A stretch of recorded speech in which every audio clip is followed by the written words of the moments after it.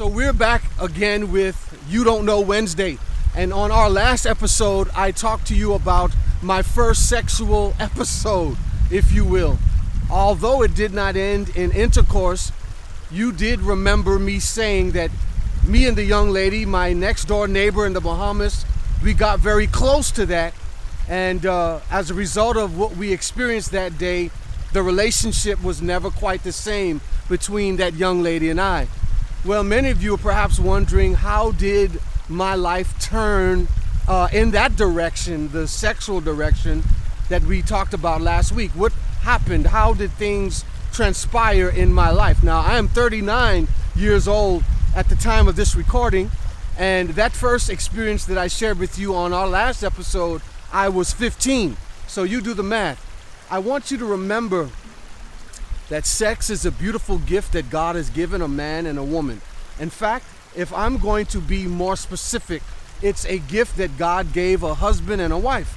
However, we live in a real world, and I think that as we have grown, as we've encountered some things, we've come to realize that, we hadn't always done it the way God intended. At least I know I didn't. And so when I look back at my life, when I look back at the things that I experienced, it's really encouraging to know that God forgives. Because if He didn't forgive us, man, we would have all types of sin standing next to our names in the book of judgment in heaven. Thank God that the blood of Jesus Christ cleanses us from all sin. So, as I continue, I remember after that experience with my next door neighbor, I never quite looked at girls the same way again. I began to realize what that thing in my pants was for.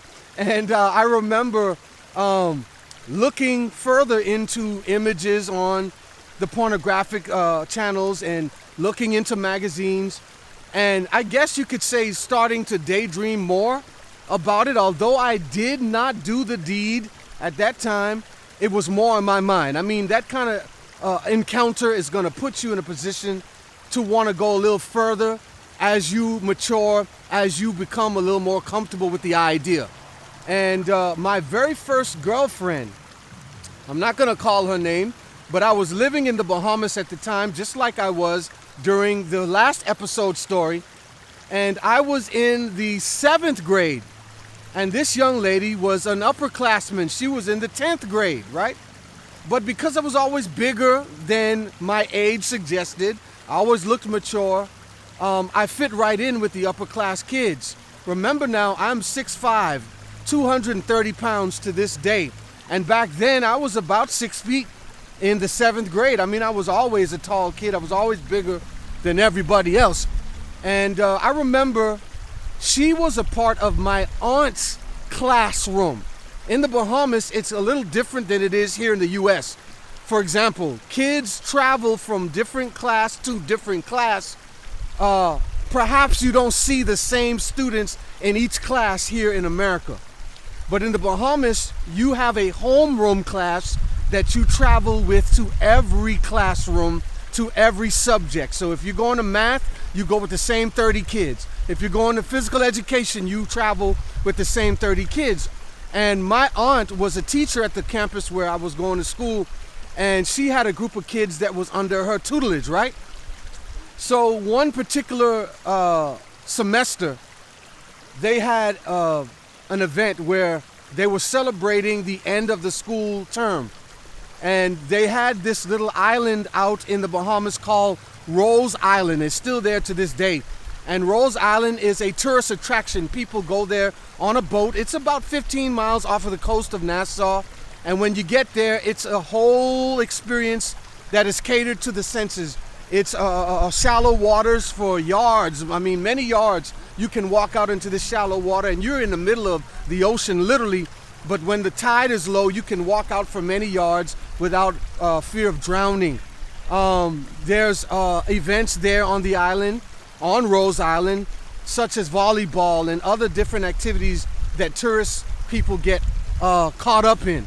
And my aunt took her class, the 10th grade class, to this particular event, and I tagged along because, hey, it's my aunt, and I wanted to have some fun with her class, with her class, and with the kids that she taught.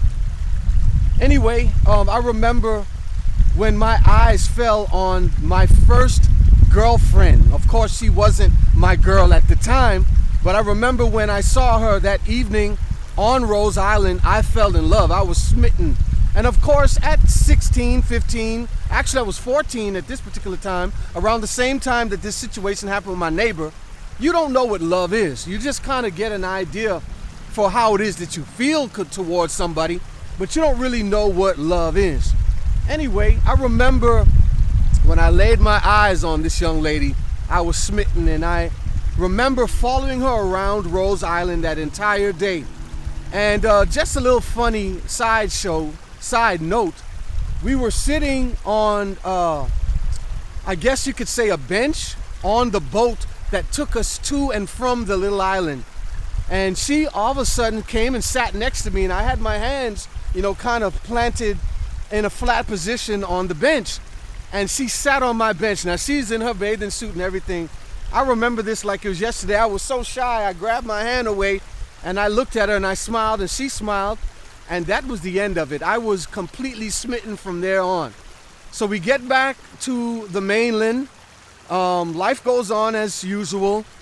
But as the time transpires, I start writing letters and notes to myself. I didn't address them to her, but I was expressing my feelings for this girl. She never did get any of those letters, at least initially. And I guess I started sharing, I started sharing my interest in her with a couple of my classmates on campus. And guess what they did? They ran back and told her.